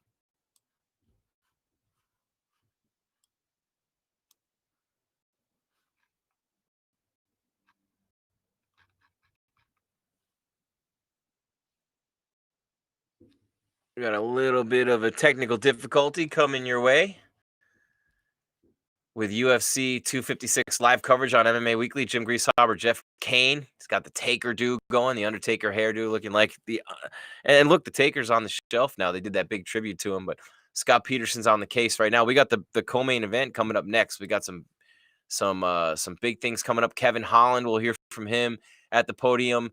We'll find out who won this fight, Mackenzie Dern and Jandiroba. Let's see. The judges' scorecards in play for one of the few times tonight. Let's see. Bruce Buffer. Let's see what we got here, guys. Judges' scorecards. I'm reading off the closed captioning here. 29-28 for the winner by unanimous decision. Mackenzie Dern picks up the win. Wow, what a fight. What a great fight. What a great output from both of these fighters. And I think we got our issues fixed with the feed. But Mackenzie Dern looks like a girl who just won a fight by unanimous decision. That was a tough one. Yeah, I think that she picked it up right there at the end. She absolutely did. She did really well. And at the end, you know, from the top position, yeah, it's definitely a big win for Mackenzie Dern over a tough game opponent and Verna Jandiroba. Yeah, that was a tough fight. I mean, that was fight of the night so far, in my opinion. That was fight of the night. We haven't seen most of the fights have been finishes, and then the other one was a unanimous decision, kind of one-sided. That fight right there was back and forth all the way until she let Mackenzie Dern up, and then Mackenzie Mackenzie kind of went on the offense, gained top position, and stole that round. I don't know if Verna's going to be happy with that choice when she goes back and watches the film on this. I don't know if that right. And I hate to say that. I mean, it's easy for me to say, but when you're fighting Mackenzie Dern, but you're a black belt yourself, you're in a good position there. She actually had reversed the takedown attempt and looked pretty good in that top position. But Mackenzie Dern with a lot of output, a lot of strikes in this fight. And I think you're right, Jeff. At the end, I think she stole the third round in that last minute. Yeah, she just put the pedal down and just started landing those uppercuts when they were clinched, and then she got top position and she just stayed active. But yeah, that round was headed one way until Mackenzie Dern got back up, and then it went the opposite direction. Big win. That's fight of the night so far. We'll see what happens in the remaining 2 bouts. But that was a high level technical. Like I said, but my biggest concern with Mackenzie is she doesn't get her hands back in defensive position after she throws a shot, And so there's a split second to where she's open for counters. Yeah. And that's something that she'll work on. That's something you work on as you get higher and higher level in striking. No, and that was a lot of striking. That's Joe Rogan's first question to her is, a lot of striking in a fight between 2 elite grapplers and not a lot of ground action. And, it's interesting. And, McKenna, that big smile. She's a happy girl. Yeah, man. It's how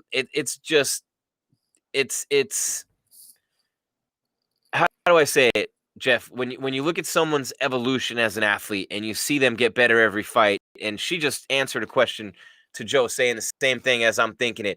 She was throwing haymakers when she came in. She was throwing punches that were telegraphed a little bit. She was not an elite level striker. And, she wasn't mixing in the kicks like she is now. She's really become so much better so quickly. I'd love to hear what Michelle Watterson, and Michelle Watterson's a buddy of mine. I'd love to hear what she has to say about Mackenzie's striking in this fight because it's getting better. It's getting better. It's definitely getting better. You saw her mix it up. She was throwing leg kicks. She was working shots to the body when they clinched. She was landing those uppercuts. She was throwing big right hands from the outside. Her striking is very much improved from when she entered the sport. Like I said, it's just defense, but that's the hardest thing to pick up, right? Is the hardest thing to remember is to get your hands back and to not get in a bad position. That's the hardest thing. And she used to do that early in her career, overcommitting on strikes, leaving herself wide open. She did as much. It's going to take a high-level striker to exploit those small defensive issues right now. But yeah, her striking looked really impressive tonight. Yep, she even said, I really had to steal the third round, so I'm very happy with this performance. She won 2 bonuses in a row with her last 2 fights for performance of the night. This one could be fight of the night for Mackenzie Dern. And thanks for the comment, Salmon Fire, SALMONFIRE, Salmon Fire in the chat room on our MMA Weekly YouTube live stream. He says, it seems even with a broken nose, she mentally and physically break her opponent. Yes, she did. That is very good analysis while we read it. Good job, Salmon Fire, on that chat quote. But, man, she did. She fought through a nose that might be broken. She fought through blood gushing all over the place. She fought through stuffed takedown after stuffed takedown attempt. She fought through a striking war, and she was on her back toward the end of the third round and was able to win the fight anyway. And that's what you need to do at this level. If you want to reach that championship level, you have to find ways to win fights when you don't get to do what you do best. You have to find ways to win fights when you're hurt. You have to find ways to win fights when things are not going your way. Mackenzie Dern quietly is getting better and better and better in that strawweight division. Completely. And when you talked about her grappling accolades and how she's won national championships and world titles in every major tournament that there is out there. And that's why I compared her to Henry Cejudo, is because people kind of doubt these people. Look, you can't explain the mental toughness it takes to do that. To win a gold medal or to win the tournaments that she has. You can never doubt her focus and determination. You can never doubt that, in my opinion. Now, you hear people do that, but I don't think they understand, nor do they possess the work ethic, which is why they don't understand what it takes. And trust me, I'm one of those people too, what it takes to get on that level. Well, Torres just won at number 10. I mean, if you're looking for a next opponent for Mackenzie Dern, That might be something that we could look at. I think that'd be a hell of a fight. Tisha Torres is ahead of her in the rankings. Amanda Ribas is up there. But I actually think Torres, I mean, look, they're 10 and 11 in the rankings, and they both just won, and they both looked really good doing it. Yeah, I agree. I like that fight. I like McKenzie in that fight a lot. I mean, the Tiny Tornado's definitely, with the karate background and that side kick that she uses to keep the distance. She's really fun to watch, but McKenzie's going to be the bigger fighter, and she's going to pressure her the whole time. That's an interesting fight. That's a very interesting fight. Man, yeah, that's interesting. And speaking of interesting, we got the co-main and the main event still coming your way. It's MMA Weekly live coverage of UFC 256. Scott Peterson's in Vegas. Don't know, Jeff, if Kevin Holland's on his way to the podium. You've got, the Ferguson fight coming on now. You've got the main event, Moreno and Figueiredo. Oh my God, cannot wait for that one. But it's interesting when you look at this fight card in particular, and the statements that have been made tonight by Mackenzie Dern, by Kevin Holland, by Cub Swanson, by Cyril Gane. I mean, some big statements have been made by up-and-coming fight. If you look at Holland and Gane and Mackenzie Dern, those are fighters who, they were just outside the top 10 looking to make big names and big jumps, and all three of them came up huge tonight. Oh yeah, we've seen that they're no longer up and comers, right? They're up and comers heading into this event, and now they're established people in the top 10 and maybe further up than that. It's been a great night of fights. Great night of fights. Even though that one went the distance, that was one of the best female fights that we've seen all year. There have been some others, but that was definitely up there in the top 5 of the best female fights of the year. And that's just without me being able to think about the other ones. That's definitely top 5, if not top 3. Yeah, and Jordan Shields says, "Hey, the division is so promising. Watching this card, the UFC looks bright versus Hill. That'd be a good fight too, Angela Hill. That last one against Michelle Watterson could have gone either way for her, and obviously some other stuff going on right now." Yeah, I like that fight too. Hill is she's become like this gatekeeper to the UFC's top 10 or the rankings itself. I'm a big fan of Angela Hill. I think that she's a well-rounded fighter. She puts together things. I think what she's lacked is being able to put people away. Yeah, without a doubt. And you see what I'm doing here.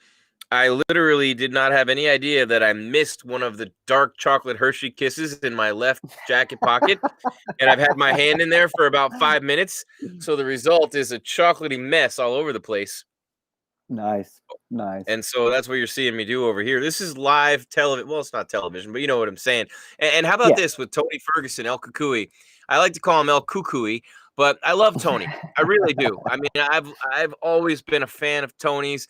The fights with Khabib that never happened are going to be some of the, when I look back on my career of covering the UFC, one of the biggest disappointments is going to be that those two guys never laced them up in their primes and had the belt on the line because of one reason or another. And there were so many times that happened. But Tony Ferguson, man, I want to talk about him because for so long, and I don't want to say he was disrespected. He's saying that he fought. He's the one who led the way. The UFC led the way, and he was the one who came out and did the main event against Gaethje. And, Khabib couldn't get there to fight him. And I was at the press conference. I was the one who asked the question that led to that famous exchange. You cannot fight in street. No street fight. I eat you in street fight. That was my question, right? And Tony came out with the baseball. And, I mean, the entertainment was just off the charts, right? But Tony Ferguson, before that fight, had not lost since Michael Johnson beat him in 2012, man. And he ran through a who's who. I mean, he ran through Trujillo and Tebow and Josh Thompson, Barbosa, Venata, Dos Anjos, Kevin Lee for the interim belt, Showtime Pettis, Cowboy Cerrone. And the only two names not on that list, I mean, there's Poirier's not on that list, and you don't see a McGregor or a Khabib.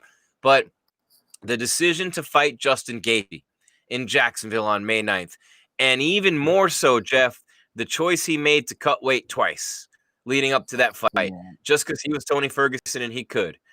It cost him in that fight. Gaethje wore him down, and I never, if you'd have told me 100 different ways Gaethje could have won that fight, I never would have said he would outlast Tony Ferguson and wear him down. He hit him so many. Tony's got a heart. I mean, obviously, you've never seen Justin Gaethje not put away guys he hit like that. He took so many huge shots on May 9th from Justin Gaethje. Will Tony Ferguson ever be the same? We're about to start finding out right now as he takes on Charles Oliveira. And, you know, people forget, because it ended up being such a one-sided beating, that people forget that Tony dropped Gaethje in the first round. You know, I mean, he dropped him. Saved by the bell. And then, wasn't he saved by the bell? Yeah. I mean, pretty much. He was in a lot of trouble. And then Tony just took – that fight was hard to watch because Tony wasn't acting right in that fifth round. His gait, which is something that, you know, the docs look at in boxing and MMA. Once your feet are no longer coordinated with what the movement you should be, you know, if your feet are pointed out or your feet are pointed in, pigeon-toed, you've got a concussion. You've got you know, a head injury, and that's what I felt like that last minute of that fight was with Tony Ferguson. I was just screaming to stop the damn fight because, man, everybody loves Tony Ferguson. He took that fight. He didn't have to. He took a fight. He's taking a fight tonight that he doesn't have to take.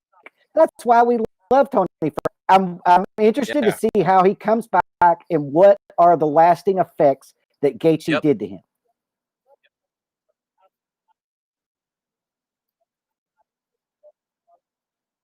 Kevin Holland looks like he's getting ready to sit down. Yeah, and Oliveira is a guy, as you know, he's got a huge win streak going at 7 right now. Tied for the most finishes in UFC history, most submission wins. Kukui gonna make his walk in a minute, but here's Kevin Holland, as just said, at the podium. Big victory for him tonight over Jacare. What is that? How did you see the fight playing out? I had that dream when I was like 17, right? And it was like it was beating the freaking crap out of me. So it's good to actually know some jiu-jitsu and know how to make some moves work, and it's great to make it work. When you have a dream like that and you're 17, is it a bit of a trip to be in there and actually facing off against the guy? Yeah, that's why I got up and did what I did. I was like, let me change the outlook of this, you know, and it worked out. I was really, I'm happy the way it worked out, but I hate that it had to be Jacare that I did like that, you know? Legend, man. Okay, so a unique knockout. We haven't seen many like that, like off someone's back. But when you clipped it with the initial right hook to the temple, did you know immediately? I seen it roll. I seen the eyes roll, but I was so done into it that I just wouldn't stop until the ref pulled me off. And that's what I love about the sport. You get to go all in until they stop it. It was quite a violent knockout. Thank you. Do you, what do you do with this victory? Because Jacare is a big name. He's a legend of the sport, and I know that you're focused on making the money, getting the checks in. But what do you do with this victory on the resume now? Do you try and use it to get other big names, or do you just keep fighting as often as you can and whoever it is? I'm a company man. Whatever they want me to do, I'm here to do. You know, it's like, they want me to fight next week, I'll fight next week. They want me to fight in a couple months, I'll fight in a couple months. So whatever they want me to do, that's what I'm here to do. Ultimately, I love my job, and I'm not here to complain. I'm just here to give praise and glory. I love it. You did mention Hamzat Chimaev as somebody you wanted to fight, so you want to fight next week. Yeah, I'll do it. Is that because you want to fight him, or you just want to fight next week and he's a guy who has this reputation of fighting all the time? Both. Yeah. And he doesn't have a reputation for fighting all the time. That's just what all the casuals think, that he fights all the time. He fought 3 times this year. 2 times against Bum, and then another time against Gerald Burchard. Gerald Burchard's not a bum, but he was coming off a knockout. He hasn't beat anybody in the UFC with a win, but at the same time, he's a good ticket for the UFC, so let me stop talking about somebody who can help us make money, right? Do you want to fight him because of that hotel interaction you had a while back? I mean, yeah, that would make it that makes it a little bit more sweet, right? But you know, everything I know about fighting, so. Congratulations. Thank you. Kevin over here, to your left. 5-0 this year. Are you the fighter of the year in 2020?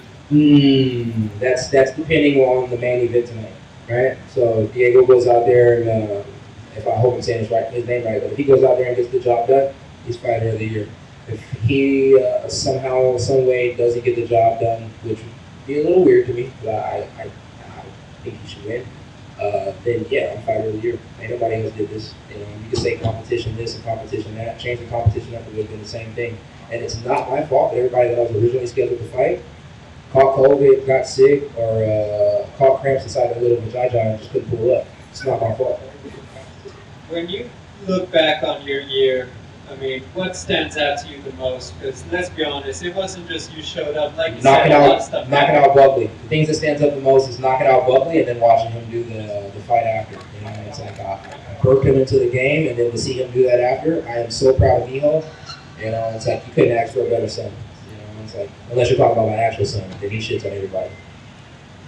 A lot of fighters are obviously in great shape, yourself included. A lot of people want to stay active, but that's a lot of fights. That's a lot of training in 7 months. I mean, how do you avoid burnout? Because it has to be a real thing you got to be concerned about to perform at your best. We were burned out before the Jack Romanson fight, which was crazy. So them saying I had COVID and not letting me fight that week probably was a blessing. Taking a couple of days off, I think it worked out for me, the corner, and everybody involved into this fight game. So yeah, you get burnt out, but burnt out's not physical. I'm 28 years old. Burnt out's mental. You know, it's like as long as I can get a quick little wake up call that oh damn, I wasn't gonna be able to fight, and I get a wake up call and I'm like, oh shit, I wanted to fight. I need to fix my mental. You know, it's like it's all about right here. If you stay good right here, you got nothing to worry about. You know, your body can take a lot of damage, whether you believe it or not. You win a performance bonus. What are you buying for your car? I already bought the serpentine system. I bought everything I pretty much needed for the car before I got here. I was confident in my abilities. I get another bonus. I just might go buy a Lincoln Continental. You know, it's like that's what I've been thinking about lately. If I don't buy a Lincoln Continental, and you know, we're gonna have a good Christmas. You know, this 50 grand, you know, it'll probably go towards a bomb Christmas. My coaches don't like me to buy them stuff, but we're buying a bunch of shit. Thank you. Thank you. In May, after you won, you were talking about possibly fighting Mickey Gall, and you're saying like submission games and grappling. All right, that's Kevin Holland with a huge win at middleweight tonight over Jacare Souza, the legend. Back in December, you had knocked out Jacare. MMA Weekly live coverage of UFC 256. Jim Grieshaber and Jeff Cain, Scott Peterson's say a in lot, Vegas. The but co-main don't event believe is everything I underway. said. You wanna know the Holland truth, Ferguson, come have a real Cody conversation back with in me. there, The coming truth. off I'll do his anything to first sell a loss fight. in 13th You know, place it's like, I and don't sell a fight. one of the worst beatings that we've seen in a long time at the hands of the highlight Justin Gaethje in May, and coming out swinging against Charles Oliveira with high output for El Kukui right away. I've been finished with submission.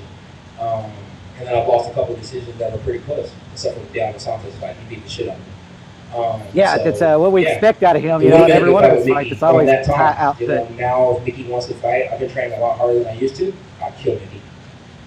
And then you, this is now gone 5-0 in 2020. You're the third fighter in UFC history to do that. But Roger Huerta and Neil Magny, their first fights when they did were January and February. Your first fight was in May. So how do you compare your run to their run back in the day? You know what? It's been great. You know, I think you compare them all. They're all good. 5-0 in a year is not an easy task. I don't care how many months you have. And UFC, it's not going to be easy because we're all. Like when you're fighting on a local level, everybody thinks they can fight, but everybody can fight. When you're at a higher level, everybody's an athlete. You know, it's like everybody can do Tony this. Ferguson NBA, on his football, back. They can get something. Side You know, so control everybody for here's an Oliveira. athlete. This So is not it's, where doing Tony that Ferguson stuff, wants to be inside 3.5 minutes of absolutely round number one. fantastic. I like it. Trailblazer, got the victory, Body Crocodile, lock and Dundee, slam. legendary Oliveira catcher. What was the conversation like with the boss man, Dana White? Because he wanted to talk to you after the victory. It was really cool. He was just giving me some pointers about. He told me how much I made this year. That was fantastic. Told me how hot I was trending right now. That was fantastic. And overall, we just talked about some tennis shoes, so that was fantastic. Got a hell of a boss. Can't ask for a better one. It's the only way to top 2020 and 2021 holding a gold strap. Nah, the only way to top 2020 and 2021 is to actually get out to the show on the spot and do a real interview, right? That'd be the only way to top 2020. We'll make it happen. Congratulations. Thanks, Shmo. Ferguson taking some elbows on the bottom. How you doing, boss? 2.5 minutes left and right. He's got to watch out against Oliveira. Great submission artist. Yeah. And Tony Ferguson's in big trouble. Big trouble. Tell me a little bit about the conversation you had with your son.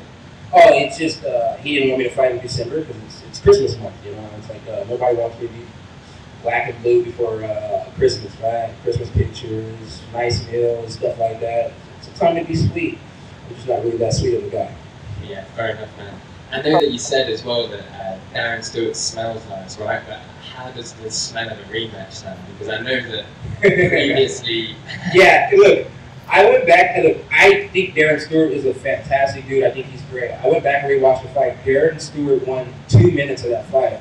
You know, he may have had his moments here and there, but he won 2 minutes of that fight. He won the last 2 minutes of the fight. Props to him.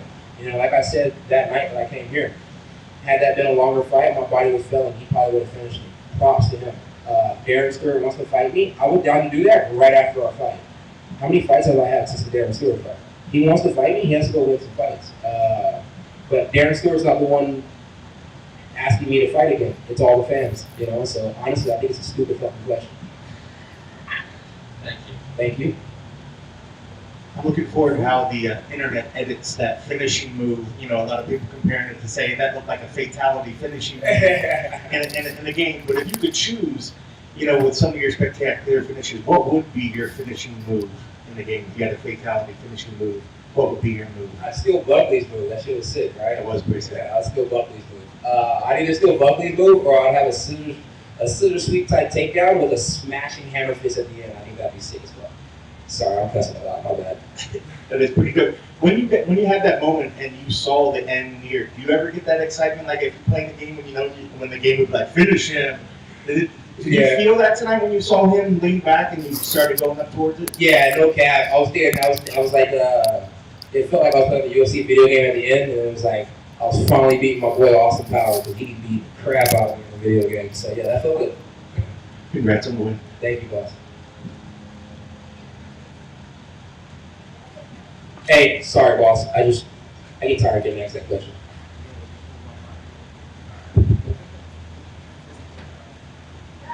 Thank you guys. Have a good night.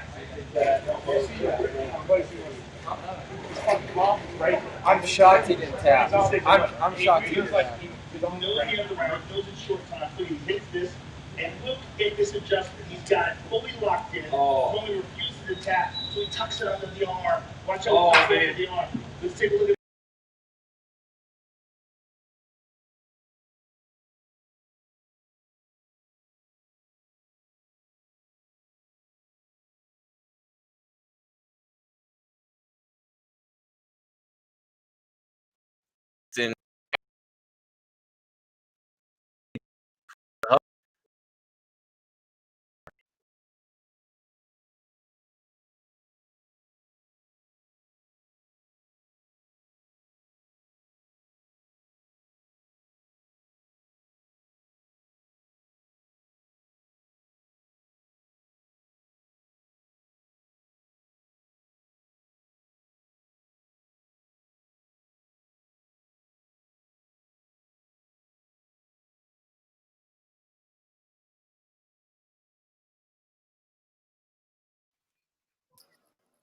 Jim Grieshaber, Jeff Cain back with you. You look at the empty backdrop there from Kevin Holland. Tony Ferguson survived 2.5 minutes on his back with Charles Oliveira, and Tony Ferguson with an armbar that would have snapped most people's arms in half, held on for 12 seconds in that armbar and did not tap. Unbelievable. And that's a 10-8 round maybe, but Tony Ferguson, Jeff Cain did not tap in one of the most vicious armbars I've seen in a long time.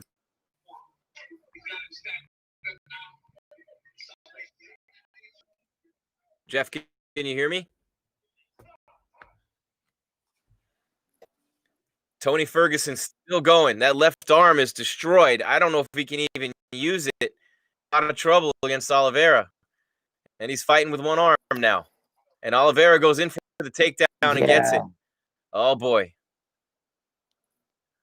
And now he's got 4 minutes in top position, pinned him right up against the cage. Tony Ferguson's in huge trouble, and he's got a left arm that's got to be damaged from that arm bar. It was vicious, man. Oh, up kick. There's no way his arm isn't damaged. I think that's an illegal up kick. I don't know. Just got nailed in the eye. They stopped the action. The cut was. There's a cut over the left eye of Charles Oliveira. Jeff Cain's back with us. Jim Grieshaber. We had Kevin Holland at the podium. We had this fight going on. Tony Ferguson somehow surviving. Yeah, it's hard for me to see if that was illegal. I don't know if his right knee was down. And I'm not getting the replay, so.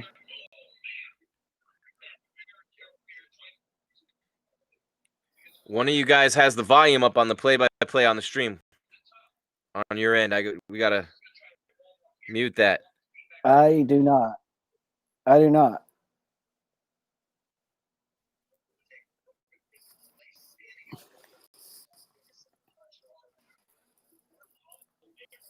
Can you hear me? No, it's not me either. All right, so Tony Ferguson in big trouble in this fight, obviously, and this has been he with an up kick. Tony Ferguson, oh man, trying to anything he can to get out from the grip of Oliveira. I think we lost Jeff. If you're still with us on the screen, let me see you say something over there in the chat if you don't mind.